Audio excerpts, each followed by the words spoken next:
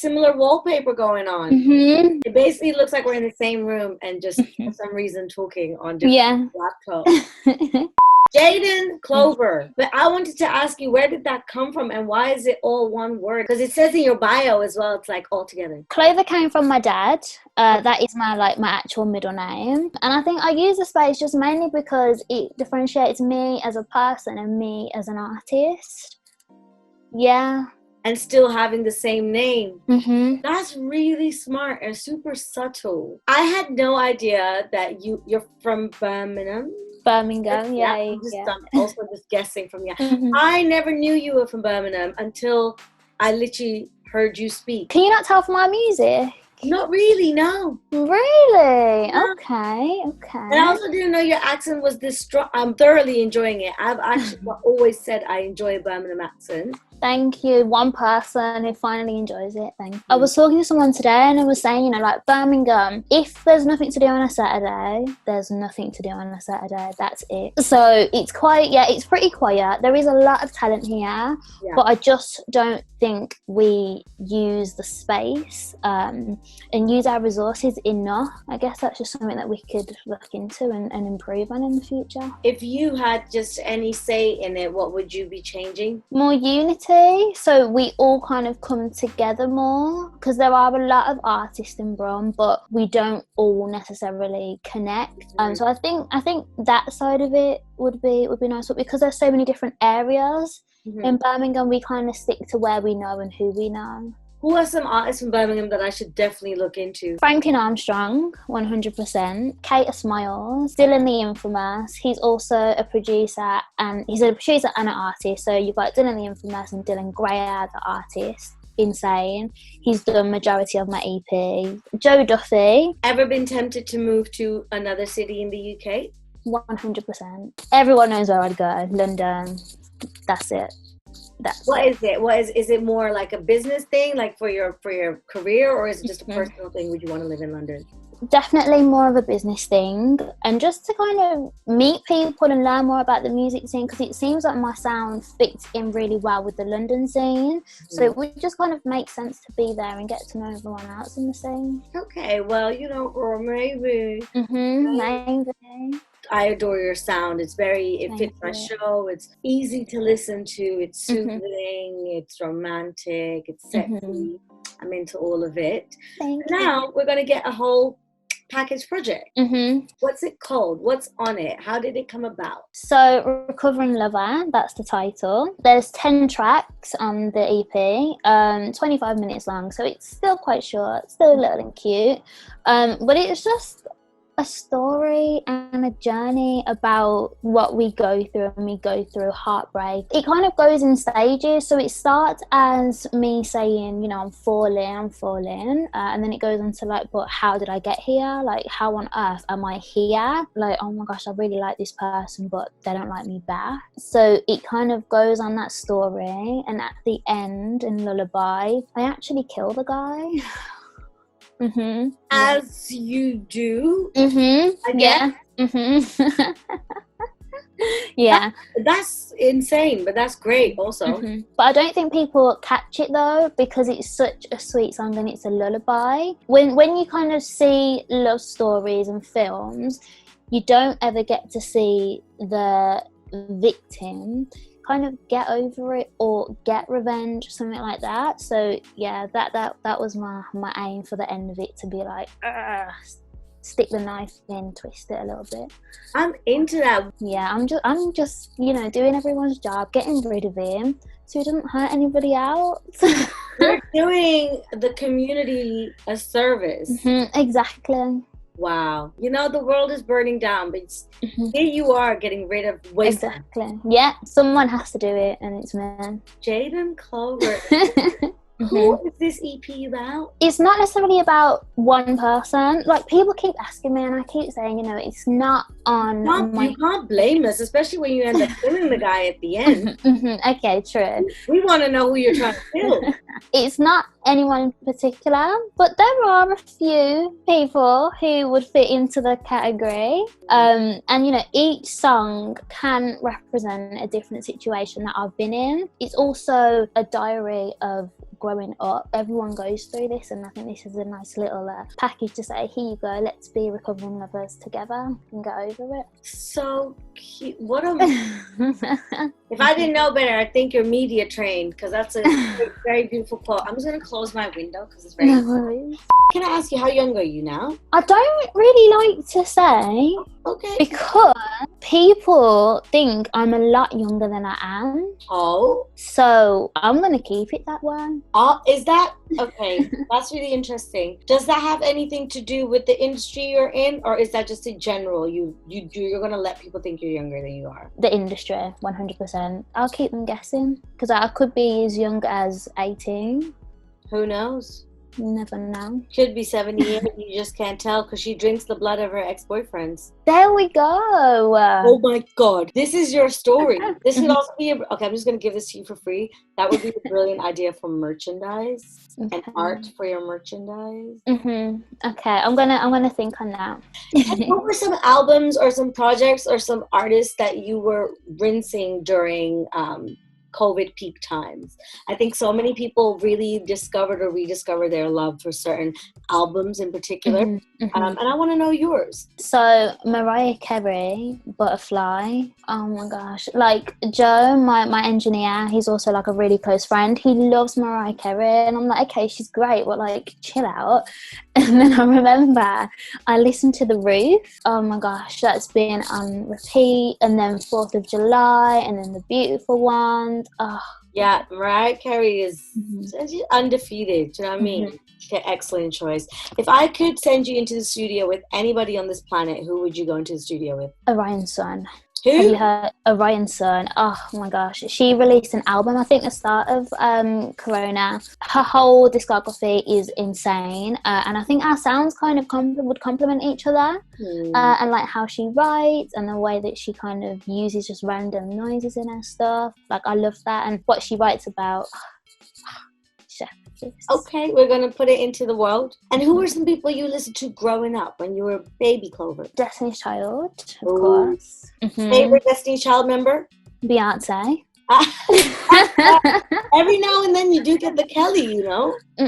We're both Virgos, so... Right, we're going to do fire round question. I'm going to hit you with very simple questions. You tell me the first thing that comes to mind. Might get a little bit funny, might get a little bit weird. Favorite pizza topping? Pineapple. Okay, well, it's your show, it's your interview. I'm going to let you have that moment. Thanks. Because that's disgusting. First ever crush? Oh, Shenlin in Reception. I don't know where he is now, though. Oh, no. Yeah, he moved school. Oh, my God, that is so cute. We must find him. No, it's okay. Or we let that fantasy, like, exist. Okay. Yeah, that one. If I send you to an island by yourself for the rest of your life, what album would you take with you to listen to? Kalani, it was good until it wasn't. 100%. Very original answer. No one's ever given that before. Yeah, that has also been playing during lockdown. I just think she's so amazing. I love her. When's the last time you cried? What day is it today? Thursday, like 3 days ago. Yeah. What's an album you would put on to have a good cry, or what's a song you'd put on to have a good cry? Okay, I wouldn't do an album or a song, but I'd definitely put on either The Notebook or Grease. Yeah. Grease makes you cry. Yeah. Like it's the last song. Always be together. That just makes me just like, oh my God. Like, I don't know why, but it just makes me cry every time. Girl, you are a mess. I'm a recovering lover, okay? Yeah, no, okay, no, I enjoy it just because it makes no sense. I get it. Friends is my Grease, basically. There we go. Okay, maybe. But you just don't cry. I don't cry. It might happen tonight. Who knows? Now I did it. What is a song you wish you wrote? Monet, Apple Bottom Jeans. Oh. That song. It's just so sexy, simple, classic, and the message in it is just like, oh yeah, me too. Ooh. You should definitely listen to that one. Give me a celebrity crush. Kalani. Yeah, I do. Like Zoe Kravitz as well. Yeah, I mean, they're all pengers. What are the next steps for you? What is the definition of success for you, and how are you going to achieve that? 100% happiness, 100% love. Like, yeah, of course, money kind of comes into it, but I think the real success is making sure you are happy with the quality of your life. To get to that place, I need to fulfill my purpose, understand my purpose, and just understand myself as a black woman, as a woman. And I think everything will kind of fall into place from there.